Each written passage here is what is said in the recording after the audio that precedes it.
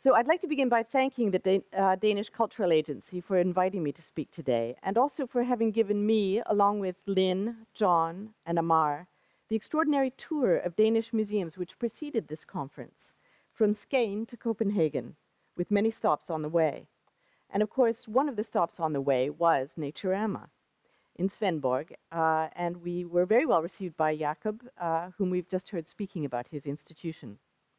So a number of you will actually have visited Naturama, and most of you will have visited a natural history museum at some point in your life. You'll probably know that there is a new state history museum for Denmark, which is a natural history museum created in 2004 by structurally amalgamating existent collections, some of them with very long histories. Naturama 2 is expanding, as we've heard. Their new affiliation with Fjordebelt, where they're working towards a partnership, and also Syddansk University for the continuing scientific use of their collections.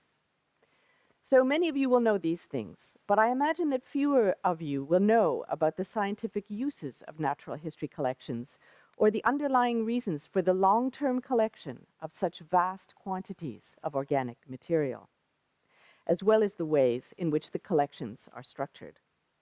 In fact, for me, it's only in the last 5 years that I myself have come to understand these kinds of collections, and I'd like to begin, in the spirit of interdisciplinarity, by explaining something of this phenomenon. Though Naturama is better known as a visitor attraction, as we've heard, its origins are in science practice, and we cannot think clearly about it until we address that history and that future. I will begin these talks with a glimpse of what I have learned about these kinds of collections from my work at the Natural History Museum in London. I will then identify what I mean by interdisciplinarity and what I mean by inclusion, and in particular, how difficult it is to foster either interdisciplinarity or inclusion using statistical information alone. Following that, I will give 3 short examples of how interdisciplinarity could be conjoined with inclusion directly in the context of Naturama. So, to begin, why do natural history museums collect so many specimens? Here's what I learned when I was working at the Natural History Museum in London. So, a natural history museum may look like a building, but it is in fact an instrument. It's a scientific instrument, an instrument for the practice of taxonomy. The science of taxonomy is the discovery, identification, naming, and describing of different species of plants, animals, minerals, and geological formations. Taxonomy functions in tandem with the science of systematics, which studies the biological relations between these different species in the natural world. So for much of its long history, from the early modern period until the advent of molecular and genetic biotechnologies in the 1970s, taxonomy and systematics were focused on the close visual observation of the natural world, differentiating between species through careful morphological examination. In order to effect an accurate morphological differentiation, which is useful to species identification, large numbers and variations of specimens are collected. The following example that I'm going to give you of the snowy owl gives an indication of the scale of the collecting project.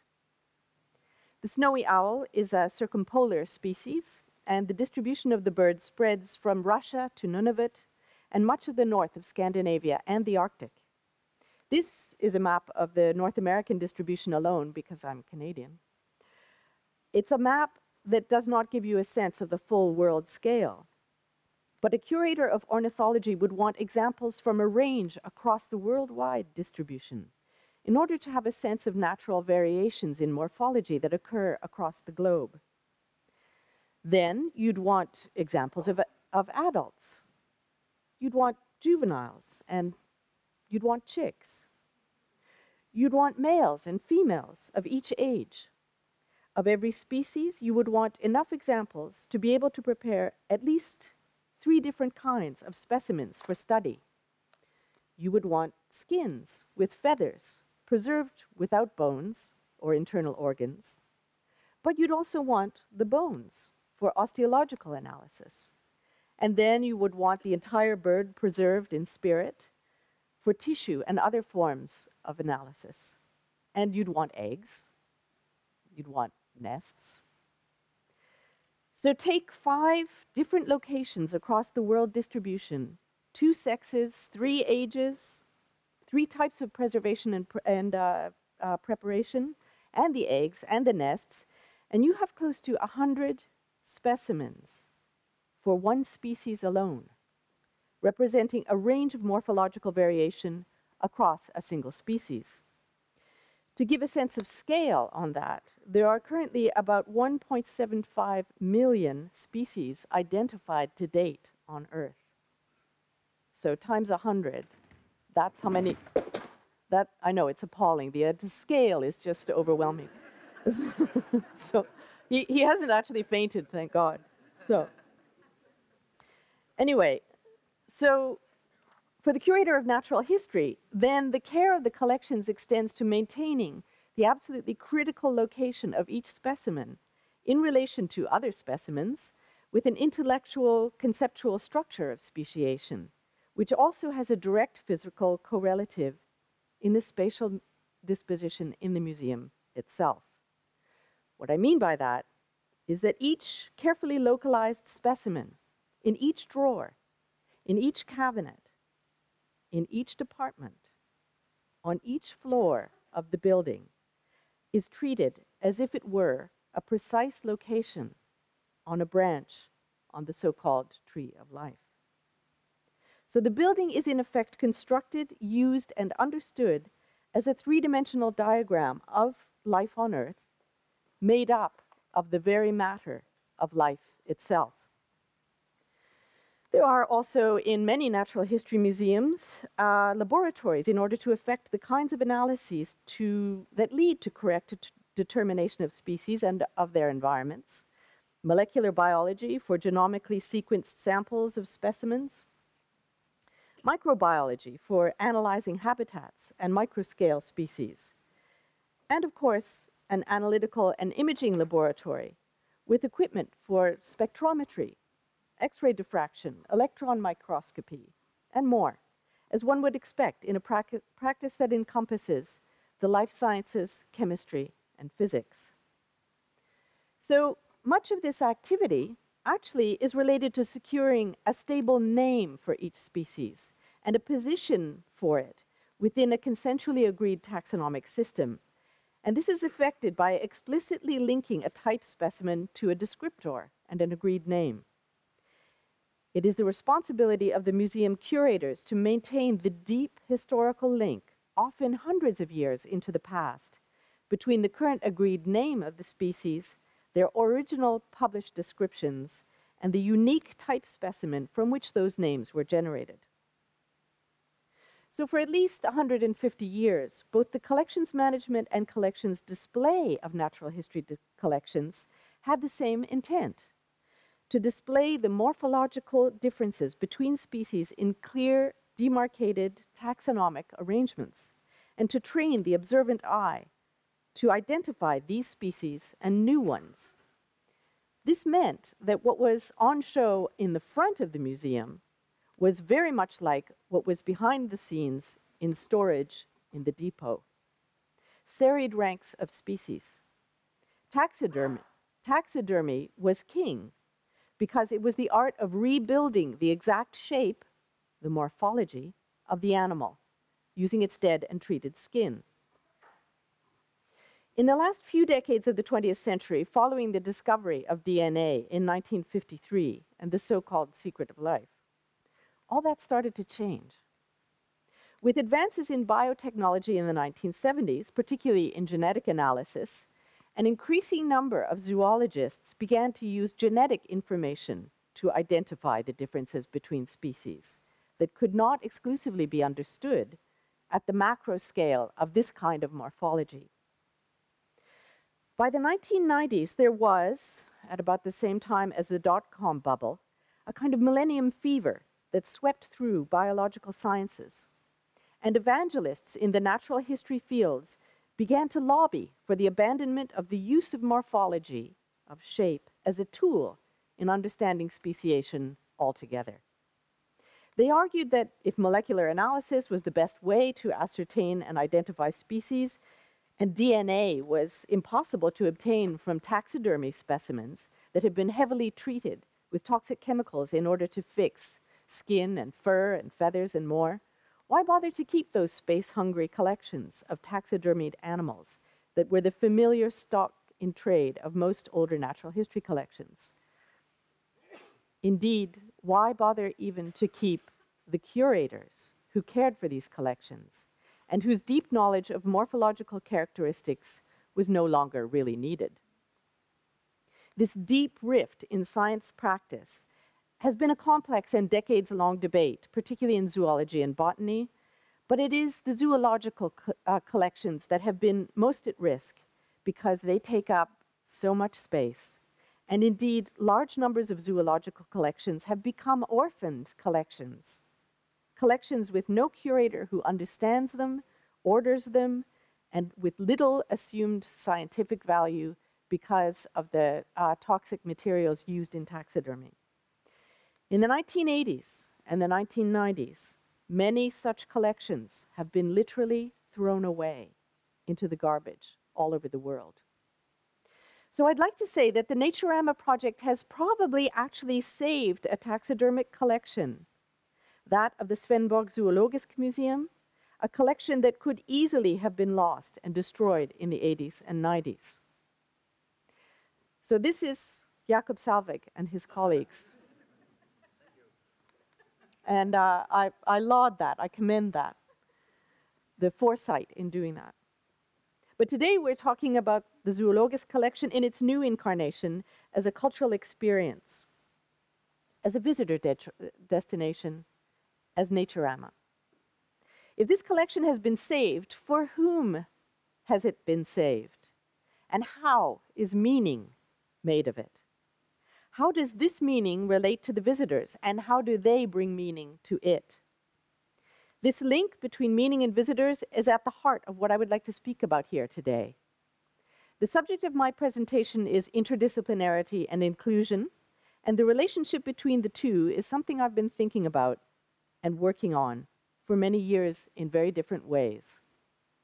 So I have worked as an artist, as a curator, as a researcher, as a museum professional at management level.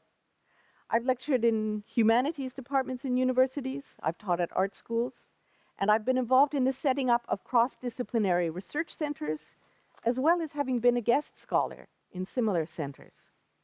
The range of disciplines that I have engaged with through collaborations and partnerships extend from installation art to astrophysics, from natural history to history of science, from book arts to biomedicine. So what do I mean when I say inclusion? And what do I mean when I say interdisciplinarity? Interdisciplinarity is actually a tricky word because many disciplines have their interdisciplinarity. It's the hallmark of late 20th century and the promise of the 21st. It may be one of the few intellectual drives which spans both modernity and postmodernity. Let's have a look. That's Naturama. And this is the beginning of our interdisciplinarity that we're going to talk about. So, for example, artists' crossover experiments with film and video in the 1970s and 80s are the foundation stone of what we now know as media art, bringing self-reflexivity to everything from cinema and advertising to the internet. In science, biology and physics gave birth to biophysics, and now we have X-ray crystallography and protein structure prediction. In the humanities, we have philology, linguistics, and literature that have come together to give us semiotics, for example. In each case, these groundbreaking methodologies emerged from fields too long kept apart. But what of the ultimate leap to be made in the methodological triangulation that could span straight across the division walls between arts, sciences, and humanities? It's about practice, investigation, intervention, inquiry, analysis, critique, visualization, modeling. All these processes are present in scientific methodology, in the discipline of art, design, and aesthetics, and in the methods of history and philosophy. Following these rich seams of practice, we can align the best of humankind's three great traditions of making, doing, and thinking.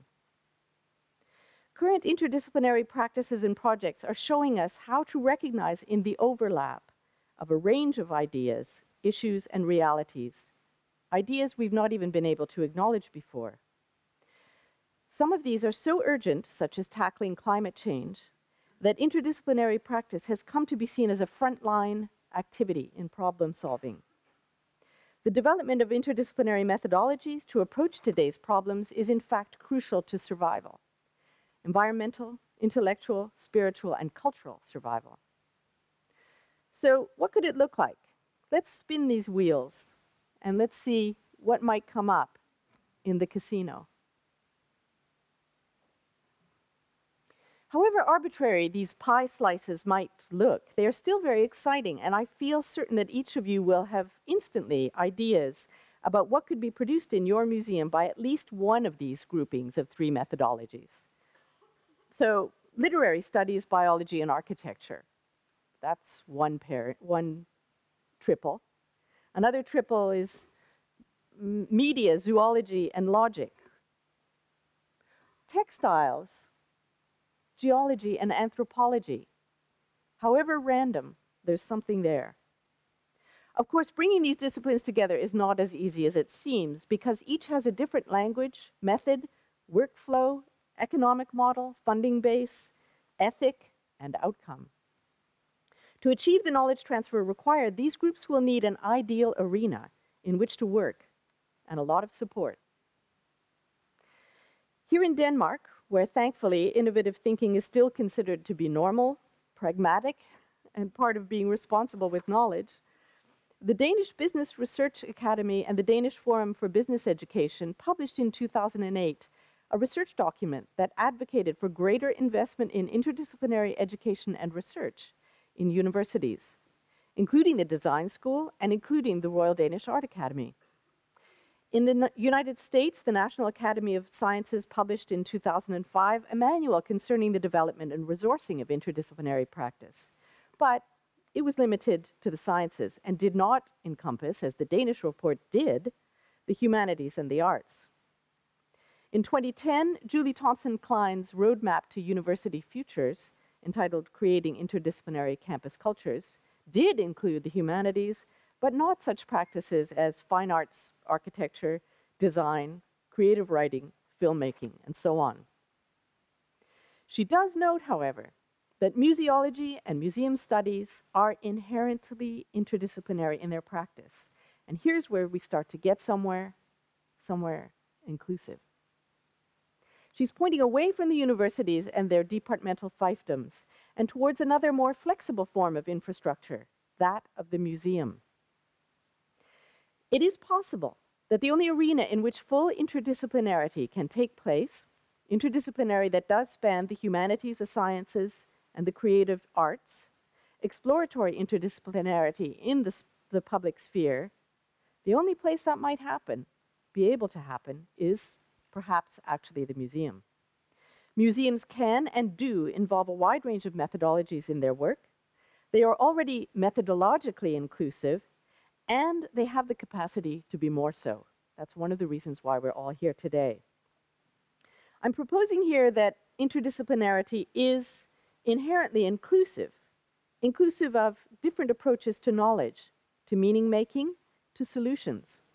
And it is not just intellectually inclusive, but also socially and culturally inclusive because methodologies are practiced by people, by individual people, with different personal drives and subjectivities, as we heard yesterday from John, with varying experience and cultural origins from different countries, different life histories and occupations and political convictions, the kind of people who visit your museums. So that long list is starting to sound very much like a population study, the kind of population study that is effected through a national census, perhaps, or even through a survey. In fact, the divisive segmentation that occurs in the kinds of statistical classification that surveys affect is unfortunately rather similar to the kinds of segmentation of methodologies that occur in divisions between the disciplines that we have just been discussing. We really must ask what use segmented divisions are. What kind of knowledge do they produce? And what sorts of relationships do they trap us into? So many of you will recognize this image as the Gallup Compass of Danish society, produced by a private marketing company, which is used as a kind of benchmark against which the museum survey results are checked. The idea is that each museum can measure the interest that each of these market segments expresses in their institution. And of course, the Gallup Compass groups truly are market segments. Unlike John Falk's spectrum of learning styles, the underlying data which creates this compass segmentation is generated directly in relation to patterns of consumer activities. And though God knows there is actually an economic partnership with museum visitors that we all need and that is essential to museum health, it's perhaps other aspects of visitors and non-visitors which will partner the development of the truly visionary futures that we will share with visitors. So if markets represent only one way of grouping people, people who have skills and disciplines and interests and methodologies, people with experience and who understand both their subjectivity and their interdisciplinarity every day, even if they would not use those words to express it, what if the museum survey started to ask visitors, and indeed non-visitors, what their skills and interests actually are? What if you discovered that a visitor to Naturama had a range of language skills, was trained in medicine, and loves music? In what ways could this both be harnessed and set free inside your museum? How could it actually benefit and be benefited by the shared natural resource of Naturama's amazing collections? Here we're not just asking what people might want to see at Naturama, we're also asking what they might want to contribute to its program and to its thinking. Because above all, it's important to have an overarching sense of why you want to have more kinds of people visiting and learning and teaching your museums. If learning is about knowledge, and knowledge creation is collaboration, and interdisciplinary approaches are essential to 21st century problem solving, then surely that must be why Denmark wants not just more people learning in its museums and more kinds of people, but more kinds of people collaborating together in interdisciplinary ways that improve society and well-being. It's only really in understanding what individual people do and what their passions and interests are that you will get them to come to your museums and work together. This granularity of detail, this specificity of identity will require that we ask different kinds of questions, not only of visitors, but also of ourselves and our institutions. Okay, so let's get back to Naturama and see what's going on there. About 10 minutes ago, we left Jakob and his colleagues saving the Svendborg Museum from being lost. So what did they do with those collections? For those who've never been there, Jakob has given a really good sense of what Naturama is about today. The main display concept is essentially to divide the taxidermied collections between those which live in water, which are in the basement, those which live on land, and those which live in the air, which are on the top floor. This is much like a walk-in diorama, and it has echoes of its origins in earlier forms of displays of taxidermied animals in constructed habitats. But it also means that the visitors are invited to touch some of these specimens and to pat them as if they were alive. As if they were alive. And even more so than if they were alive, because many of these creatures represented are, of course, wild and not domesticated animals.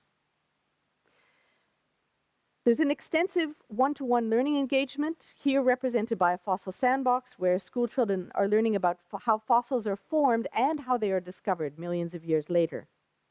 This is complemented by a computer database of information. And there is a complex light show and soundscape that contribute to the diorama effect, and people have a sense that they are inside a landscape. But what is this landscape? Some of these stilled creatures have no flesh or skin, and others have fur, but no bones. They do not move, but there is something incredibly moving about them, about their suspended animation. Whatever else these encounters at Naturama might be, they are also fundamentally existential encounters. This is not just because the exhibits are lifelike, but because they are the after effects of life. In his 2003 article entitled Präparate, Bilder ihrer selbst, the historian of the life sciences Hans-Jörg Reinberger outlines the huge amount of work that is done to create with scientific specimens images of themselves. He covers this approach in relation to different forms of scientific instrumentation, such as microscopes, but taxidermy is certainly one of these instances where the thing comes to represent itself. It is both real fur and bones, and also an elaborate cultural and technical construction at one and the same time, both nature and culture, and something unique in between. It's perhaps one of the great successes of Naturama that it's possible to imagine its taxidermy collections being used in different ways than the way in which it is currently arranged. Naturama is open enough to culture to entertain a much larger number of questions than the original scientific collections that drove the collections 75 years ago. So what if an exhibition at Naturama could explore the existential part of its own visitor experience? Who would you work with? What kind of interdisciplinarity would you need? You might need a group of academic researchers working in the field of animal studies, which is a burgeoning field of cultural studies. You might need Donna Haraway. You might need Steve Baker. You might set up a research group to explore what it means to prepare and display specimens, such as the Cultures of Preservation and Activating Stilled Lives conferences, which recently took place at the History of Art department at the University College London. You might need to work with artists who've been looking for similar things on the other end of the dumpster, the other end of that garbage tip, and who have collected materials that other natural history museums have thrown away. Artists whose work is exploring the existential aspects of these cultural productions, such as Angela Singer or Karen Knorr. And you also might want to work with people who have been studying the very subject of the relationship between existential experience and taxidermy. Rachel Poliquin's book, The Breathless Zoo, Taxidermy and the Cultures of Longing, this would be one such study. There is also extremely good interdisciplinary work on these subjects being effected in Nordic countries and cultures as well. In Uppsala, which you would expect, given that it is steeped in Linnaeus, there's a Department of Animal Studies researchers. In Oslo, the research project that started in the Faculty of Humanities ended up with an exhibition co-curated by artists. Those artists were participants in the project as researchers. They are the collaborative team Mark Wilson and Bryndis Sneisbjornsdottir. One of their most successful works involved an incredibly meticulous 5-year research project to locate and identify the origins of all mounted taxidermy specimens of the polar bear in the United Kingdom. Bringing all the bears together in Spike Island Gallery in Bristol was a way of exploring the deep strangeness of taxidermy and trophy culture, and also of giving back some semblance of community, of inclusion, to the remains of the dead bears. It is both like Naturama in experience and appearance, and completely different in effect. There was quite a lot more to this project, which is reflected in the publication. Each of the bears once located was actually photographed in its current position in its museum, which creates a kind of post-mortem portrait, a kind of death mask. And then the provenance of each of the bears was carefully researched following a range of sources, returning the dignity of specificity to each specimen, and turning a post-mortem portrait into a portrait of a cultural practice with a deep history. So here's a project where there's interdisciplinarity at the level of the individual artist's skills and interests, a framing that is in a humanities department, and a high level of collaboration with a range of museums and collections, including natural history collections. It's a project where the subjectivity of the co-creators and the subjectivity of the visitor are both explored, and the notion of animal subjectivity is addressed. Okay, so we've looked at one part of the interdisciplinary spectrum here, and for a second example, we're going to leave the fine arts and the humanities, and we're going to take the science road. We're going to go in another interdisciplinary direction towards a kind of inclusion of another kind of subjectivity. In 1999, a book entitled Biological Exuberance, Animal Homosexuality and Natural Diversity appeared. The author, Bruce Bagamill, had spent years drawing together existent research by qualified zoologists concerning aspects of the sexual lives and behavior of animals that was not uniquely procreative and that did not produce offspring. Much of this non-reproductive sexuality is what would be considered homosexual, transgendered, or homosocial in humans. And some of it even involves bringing up the sharing of childcare between same-sex pairs of animals. So the book, still highly contested, sent shockwaves through several different communities. For zoology, it meant it was possible that there was much more to consider in the question of Darwinian natural selection. Perhaps evolution has more realities to consider in its theories than had been understood to date. For the religious right of all denominations, it was a blow to the canonical notion that animal homosexuality is not natural, and human homosexuality as well. For gay men, lesbians, and all kinds of transgendered people, this book was a revelation, and it was deeply moving, especially for those of my generation and older. In general, the troubled normative social construction of animal sexuality versus human sexuality was eclipsed for once by the reality of a shared interspecies subjective experience. It took some years, and indeed a Nordic culture, to turn this complex nexus of interdisciplinary research and social paradigm shift into an exhibition. The exhibition was originally titled Against Nature with a question mark, and was organized by the Natural History Museum of the University of Oslo with funds from the Norwegian Authority for Archives and Museums and Libraries. It opened in 2006. It traveled to several destinations, several locations in Norway, Bergen, and Trondheim, as well as to Maastricht in the Low Countries and to Stockholm, where it ended its tour.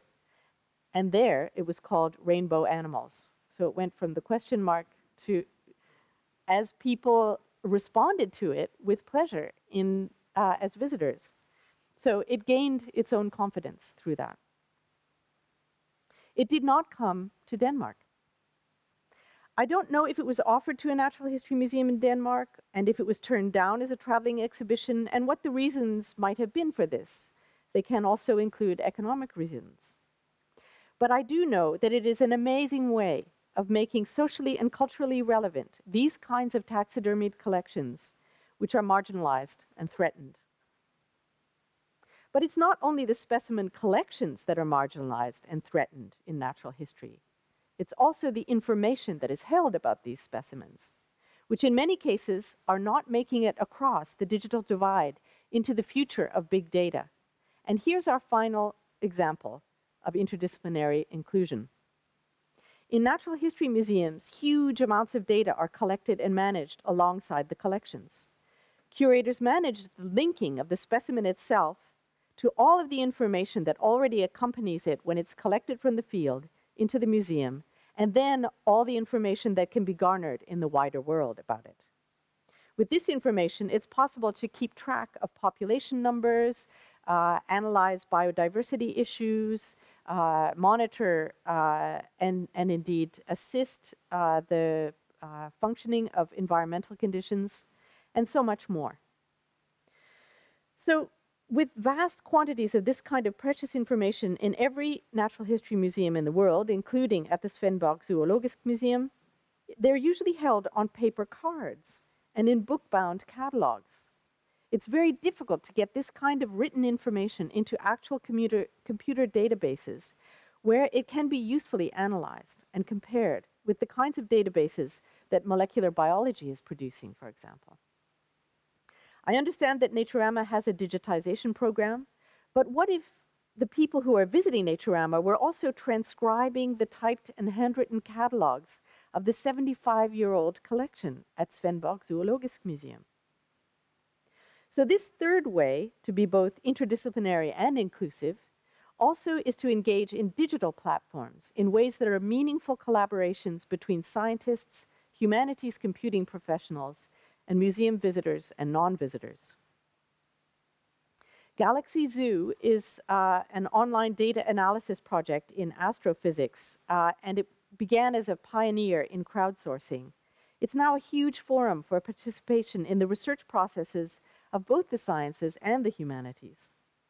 Recently, Zooniverse set up a trial project called Notes from Nature, with the express intention of engaging citizen scientists and natural history fans in the process of unlocking this important data. I don't think you can actually read that, but what it says is museum records contain historical biodiversity data. Scientists and researchers can use the data to conduct new research and make better conservation decisions. Well, that's one level of engagement with the material, help scientists to access the information. But there could be other levels of engagement as well. At Naturama, there is already a database of animal information available on site. How could this database use crowdsourcing to go both deeper into the museum and deeper into the visitor experience as well? There are now so many ways, so many interesting ways that online and on-site can be linked up. Could Naturama involve its community and communities even much further afield in transcribing its catalogs? And what could that new community do with the data themselves once it has been transcribed? What kind of data-driven project could they design themselves? How could such a group of people, young and old, trained and amateur, artist and scientist, gay and straight, local and foreign, how could this group of people contribute to the work of the museum, to the work of zoologists and environmentalists, and indeed to their own sense of well-being through such a project of their own design? Not something I propose, not something that is only science or just culture, but something new, a project that is designed by its creators. So today, in conclusion, we're all here because we're museum professionals of one sort or another. And the great cartoonist Klaus Bigham has drawn at least some of us with surprising accuracy. This image is one of the 6 sketches he made to reflect the 6 different motivational and learning styles of museum goers that have been identified over many years of in-depth research by John Falk and Lynn Dierking. It's a grouping that I understand better than the Gallup Compass because it has specificity and it's about subjectivity. It's about how people think and feel and not just about how they spend. So each of us guests has been asked to formulate a small workshop as part of our contribution to the conference. I'd like us to turn the table and think about ourselves and not to start with what's outside our institutions, but what's inside. I'd like to ask you the question that we ask our visitors. I'd like to ask you what you think you might wish to contribute to an interdisciplinary collaboration. I'd like to ask you to think about what part of your subjectivity you are still waiting to see addressed in a museum experience. These are the kinds of questions we're asking our visitors, and we need to be able to answer them ourselves from inside ourselves. With the short answers to these big questions, I'd like to ask you to identify, conceptualize, and formulate a fictional project in your group, where at least some of the methodologies in the group are used in order to create a project that speaks to at least some of the subjectivities that are felt to be underexplored in museum experience. This is, in essence, the basic structure of a collaborative interdisciplinary project. It's interdisciplinary research. It produces knowledge, and it often forges entirely new methods. It also forges new understandings between people, because you will need to understand each other in order to create both structure and consensus at your table. And that's got to be a good thing. Thank you.